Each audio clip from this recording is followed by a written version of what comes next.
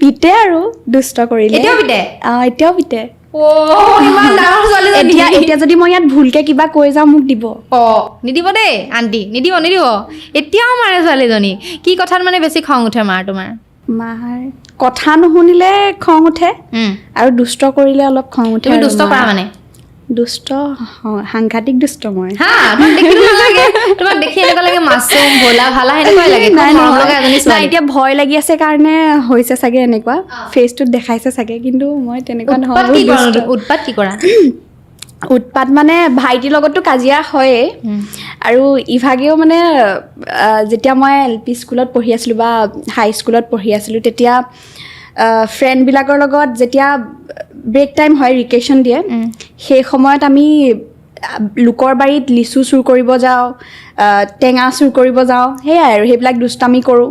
খাল জঁপিয়াওঁ গছত উঠোঁ সেইবিলাক দুষ্টামি এতিয়াও আছে মানে এতিয়াও অলপ আছে